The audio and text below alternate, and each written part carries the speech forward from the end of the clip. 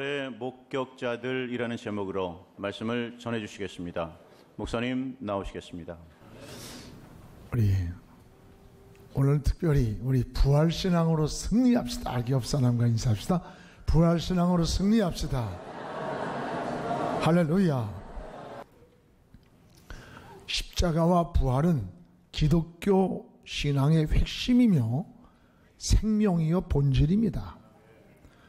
이날은 믿는 자에게 있어서 최대의 기쁨의 날이요 또 승리의 날입니다. 만약에 기독교에 십자가의 죽으심과 다시 사는 부활이 없었다면 신앙이 존재할 가치도 없고 우리의 믿음도 헛것이라고 했습니다.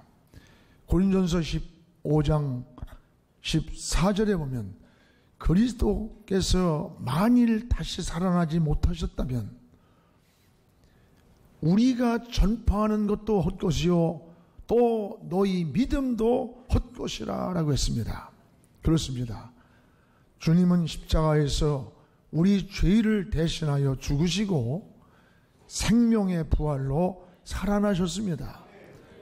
그래서 우리도 이 부활의 신앙으로 일어나야 합니다. 이 부활 신앙으로 살아가야 되는 겁니다. 이슬람 교도들은 저 메카성에 있는 마호멧의 무덤을 순례하면서 성지라고 큰 무덤을 자랑합니다. 그러나 기독교는 빈 무덤을 자랑합니다. 주님은 비속도 없습니다. 천사가 말한 대로 그는 여기 계시지 아니하고 살아나셨기 때문입니다. 부활은 살아나는 겁니다. 생명입니다. 우리는 부활 신앙으로 사는 겁니다. 부활 신앙으로 다시 일어나야 합니다. 신앙도 일어나고 가정도 일어나고 민족도 일어나야 합니다. 이 아침 부활절 예배를 드리는 여러분, 돌문이 열리듯이 여러분 인생의 앞길이 열려서 사망 권세의 음부를 이기신 이 예수 그리스도의 부활의 역사가, 부활의 은혜와 축복이 여러분의 삶에 함께하기를 주의 이름으로 축복합니다. 부활은 역사적 사건입니다. 성경에는 부활의 목격자들이 많이 나오고 있습니다. 울고 있던 마리아에게 나타나신 주님은 그에게 눈물을 씻겨주시면서 마리아가 빈 무덤을 찾아가서 예수가 없는 것을 보고 울고 있을 때에 여인아 어찌하여 울고 있느냐, 네가 찾는 예수는 다시 살아나셨느니라. 부활의 주님을 목격하며 그를 위로해 줬습니다. 십자가에서 너무나도 힘없이 십자가를 지는 걸 보고 3년간 따르던 베드로는 허탈했습니다. 그래서 다시 과거로 돌아가 디베라 바다 가서 고기를 잡는데 거기에서 부활의 주님을 만나게 됩니다. 여러분, 의심으로 꽉 차있던 도마에게도 나타나서 목자운한 손을 보여주면서 옆구리에 창을 찔렸던 그 자리를 만져보게 하시면서 부활의 주님이 그에게 나타나 부활의 목격을 하게 됩니다. 성경에 유다가 빠진 11제자가 부활의 주님을 목격을 했습니다. 그리고 부활의 주님을 만난 사람마다 놀라운 변화가 일어났습니다. 여러분도 이 부활의 주님, 이 부활의 주님과 만나서 넘어지고 상처난 삶이 회복되기를 주의 이름으로 축복을 합니다. 본문은 부활의 주님을 만난 제자들 중에 도마에 대한 사건입니다. 도마는 부활을 믿지 못하고 의심하던 신앙인의 불신앙입니다. 이런 도마가 부활의 주님을 만난 후 어떻게 변화가 되었는지, 변화된 사람이 되었는가라고 하는 모습을 오늘 본문에서 잘 보여주고 있습니다. 무엇보다도 부활의 주님을 목격한 도마는 따라합시다. 평안을 얻었다. 평안을 얻었습니다. 오늘 26절을 우리 같이 한번 읽어보겠습니다. 여두리를 지나서 제자들이 다시 집 앞에 있을 때에 도마도 함께 있고 문들은 닫혔는데 예수께서 오사 가운데 서서 이르시되 너희에게 평강이 있을지어다. 너희에게 평강이 있을지어다. 오늘 제자들과 그곳에 도마가 함께 있었는데 그곳에 나타나신 부활의 주님은 제일 먼저 하신 말씀이 너희에게 평강이 있을지어다. 그토록 믿었던 주님이 너무나 힘없이 십자가를 지셨고 또 예루살렘에는 무서운 박해가 밀려오고 있었습니다. 제자들은 지금 불안에 떨고 있고 희망을 잃고 절망에 빠져 있었습니다. 이때 부활의 주님이 나타나서 첫 말씀이 너희에게 평안이 있을지어다. 평안을 주셨어요. 불안할 때, 두려워할 때, 근심일 때, 나 혼자라고 외로울 때에 평안보다 더 기쁜 소식이 이 땅에 어디 있겠어요? 사람은 세상 살면서 세 가지 평안이 있어야 합니다. 하나는 우리 영혼의 영적인 평안이 있어야 돼요. 부활의 주님이 주시는 평안은 모든 두려움을 없애는 바로 영혼의 평안이에요. 참 평안이라고 그랬어요. 이 평안은 환경에서 일시적으로 왔다가 다시 환경이 바뀔 때 뒤집어지는 그런 평안이 아니에요. 영원한 하늘 위에서 내려주시는 평안이에요. 이 놀라운 평안을 누가 주셨느냐? 부활의 주님이 불안과 근심과 두려움에 떠는 이 제자들 앞에 나타나셔서 첫 말씀이 너희에게 평안이 있을지어다. 오늘 여러분에게도 이 음성이 들려오기를 주의 이름으로 축원합니다. 또 하나는 육체적인 평안이 있어야 돼요. 사람이 살면서 좋은 환경, 많은 소유가 있다고 해서 여러분 인생이 행복한 게 아니에요. 이런 많은 것을 가지고도, 높은 자리를 가지고도 평안이 없는 사람, 평안이 없는 가정 굉장히 많습니다. 여러분, 평안이 없는 사람을 한번 자세히 얼굴을 한번 보세요. 또 지금 쳐다보면 안 되고. 저는 목사가 되다 보니까 딱 사람을 만나면 사람 얼굴을 딱 쳐다봐요. 10분만에 이렇게 쳐다보면 그 마음이 읽어집니다.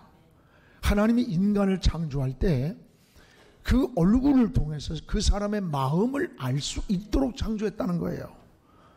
근데 어떤 분은 사람을 딱 보면 옷을 먼저 본대요. 이게 명품인가 짝퉁인가. 또 어떤 사람은 가방을 본대요. 이게 어떤 명품, 어떤 브랜드인가. 근데 저는 사람의 얼굴을 봐요.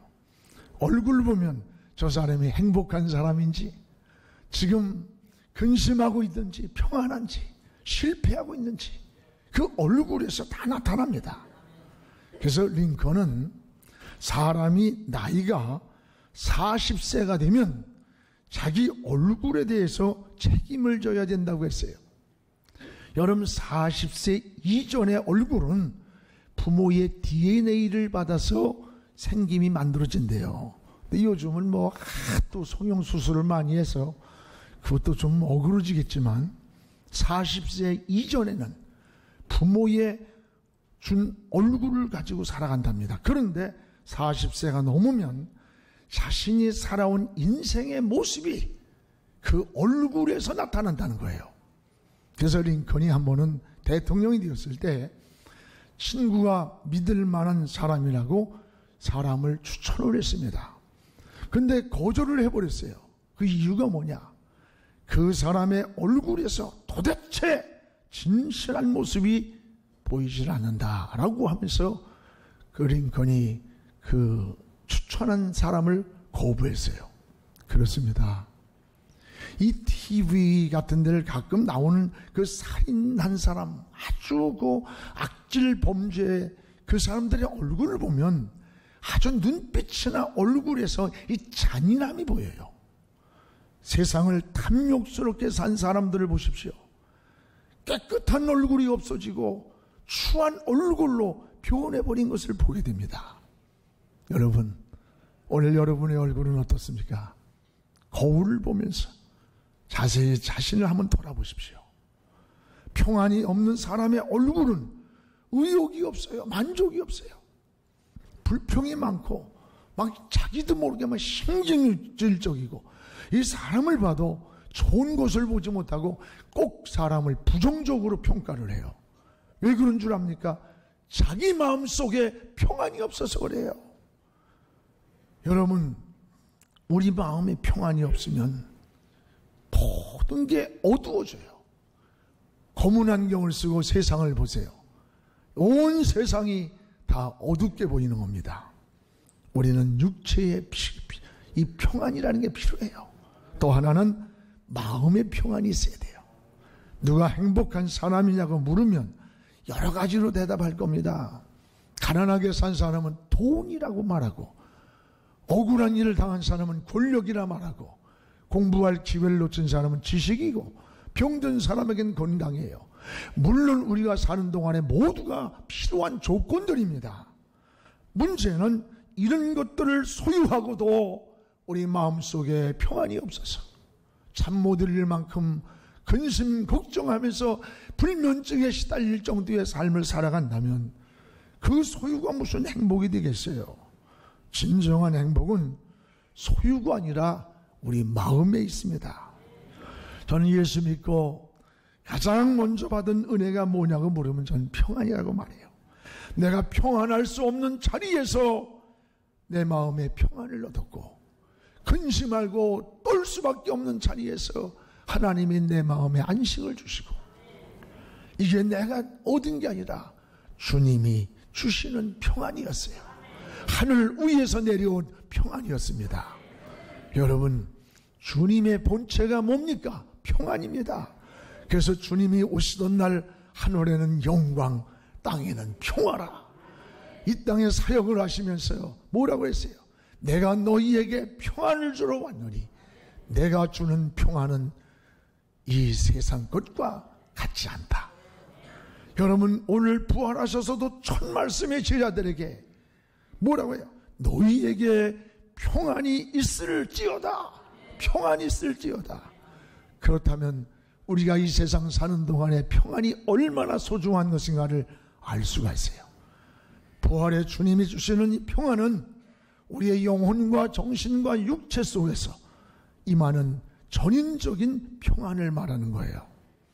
우리가 잘 아는 그 파니 크로스비는 태어난 지 6주 만에 소경이 되었어요. 일생을 세상 한 번 보지 못하고 살아가면서도 그의 마음속에는 하나님과 동행했고 하나님의 은혜 안에 살았어요. 어느 날 하나님의 영감이 떠오르고 영안이 열리는 그날, 그는 이런 찬송시를 지었습니다. 나와 세상은 간 곳이 없고 구속한 주님만 보입니다. 이것이 나의 찬송이요, 이것이 나의 간증이라. 이것이 내 인생의 찬송이고 이것이 내 인생의 간증이라는 거예요. 그렇습니다. 이게 은혜 받은 자의 고백입니다. 하늘 위에서 내려오는 이 부활의 주님이 주시는 평안이었다는 거예요. 오늘 사랑하는 여러분, 요동치고 불안전한 이 시대에서 오늘 이 부활절을 맞이하는 이 아침에 여러분의 마음에도 가정에도 우리의 삶의 현장에도 이 민족 위에도 이 평안이 넘치기를 주의 이름으로 축원합니다. 또 하나, 부활의 주님을 목격한 이 도마는, 따라합시다, 모든 의심이 사라졌다. 예, 모든 의심이 사라졌습니다. 27절 우리 성경을 읽어야 돼요. 같이 읽읍시다. 도마에게 이르시되 내 손가락을 이리 내밀어 내 손을 보고 내 손을 내밀어 내 옆구리에 넣어보라. 그리하여 믿음 없는 자가 되지 말고 믿는 자가 되라.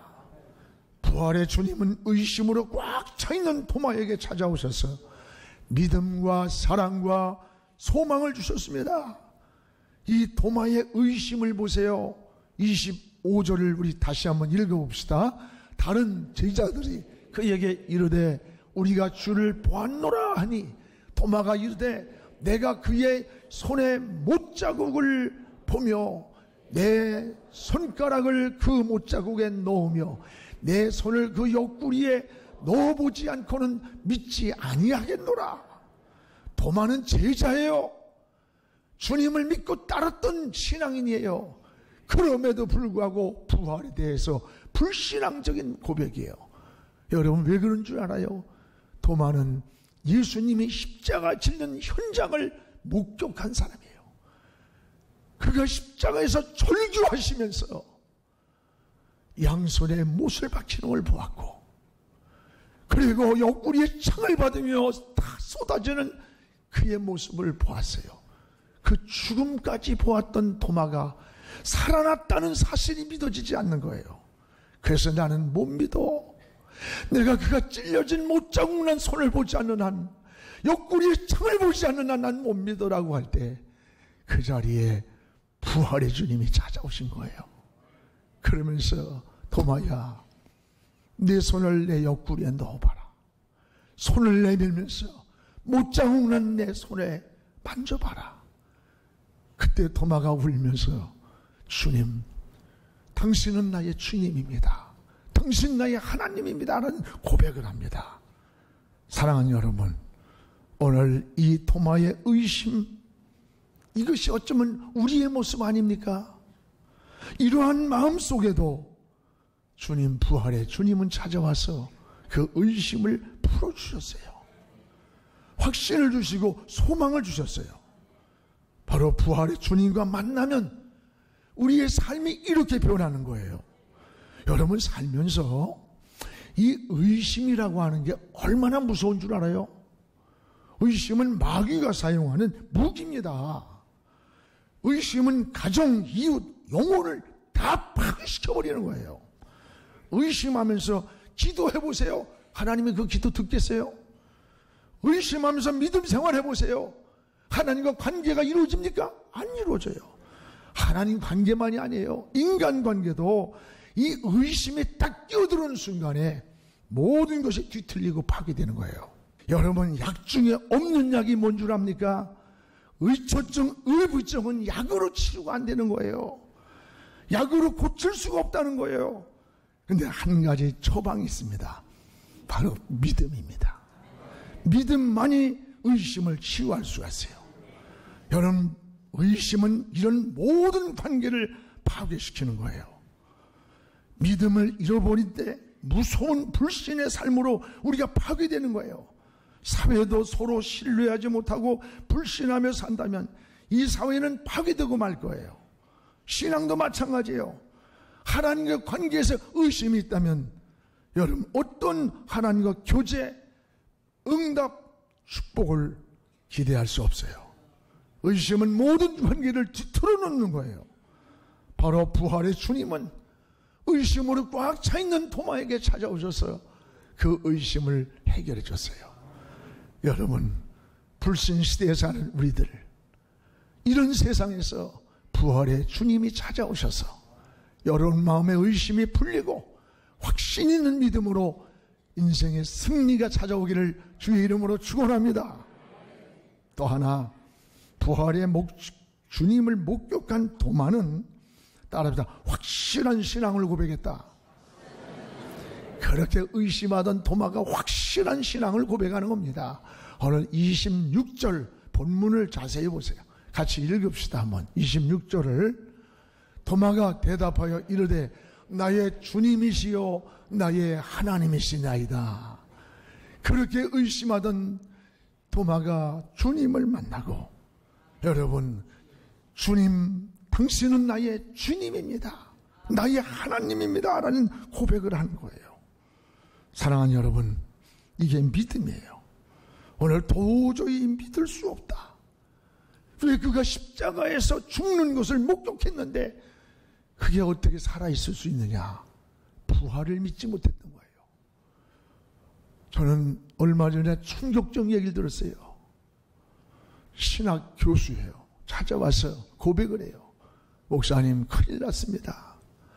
신학 교수들이 부활을 믿는 사람이 30%가 안 된대요. 신학대학에 신학을 교육하고 성직자를 배출하는 교수들이 30%가 확신 있는 신앙을 고백한다는, 확신 있는 부활을 믿는다고 고백한 사람이 30%가 안 된다고. 이게 심각한 문제라는 거예요. 오늘 사랑하는 여러분, 나의 주님, 당신은 나의 주님이에요. 나의 하나님입니다. 오늘 이 고백이 우리에게 있어야 되는 거예요. 우리 신앙에는 중요한 게 뭔 줄 알아요? 확신입니다. 확신. 우리는 구원 확신. 내가 지금 죽어도 난 천국 간다 라는 확신이 있어야 되는 거예요. 그러면 인생이 늙어간다고요, 슬퍼하고 우울하고 그러지 않아요. 우린 늙는 게 아니라 익어가는 거예요. 잘 익어가는 어느 날 우리 주인의 손에 극상품으로 갈 거예요. 할렐루야. 여러분, 기도할 때 하나님 내 기도 들어주신다. 응답의 확신이에요. 믿음의 확신이에요. 천국의 확신이 있어야 되는 거예요. 오늘 확신은 부활의 주님을 만날 때 오는 겁니다. 불확실하게 의심하는 도마가 부활의 주님을 만나고 첫 고백이 뭐예요? 28절에 나의 주님입니다, 나의 하나님입니다 라는 고백이에요. 믿음은 바로 확신입니다. 확신이 없이는 인생을 맡기고 살 수가 없는 거예요. 우리는 신앙으로 살고 있음에도 불구하고 신앙인의 불신앙이야. 믿음으로 산다고 하면서도 인생에 문제가 탁 다가서는 순간에 우리는 불신앙으로 변해버려요. 인간적인 방법, 수단만 찾고 있어요. 여러분 잘 아는 얘기 있지 않습니까?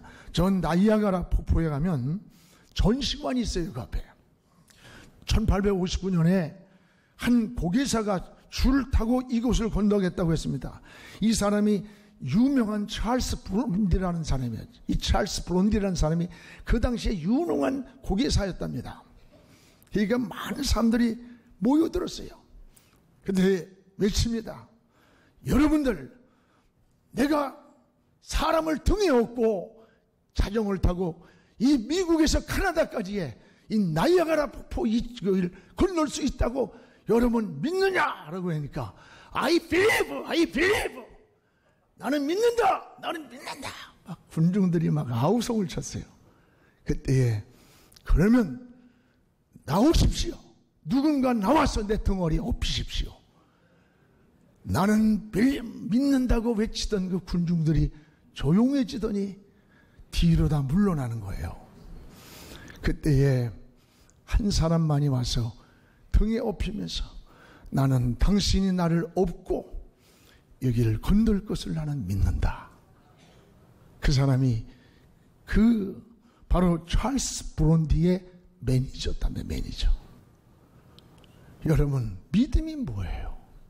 진정한 믿음이 나는 믿는다 외쳤던 군중입니까? 아니에요. 진정한 믿음이었다면 덩어리에 업힐 수 있어야 되는 거예요. 여러분이 사는 이 공동체, 이 삶도 마찬가지예요.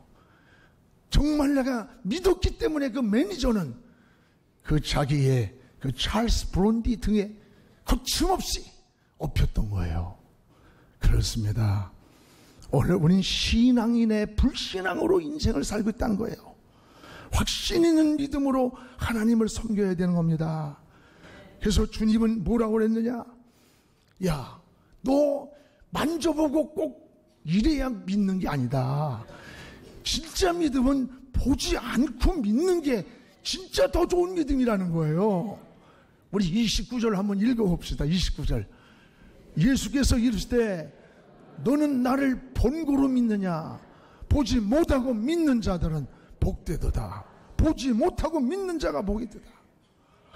여러분, 도마가 옆구리에 손 넣어보지 않고는, 못 자국난 손 만져보지 않고 난 못 믿어 할 때에 주님이 보여준 거야. 만져봐, 옆구리 넣어봐.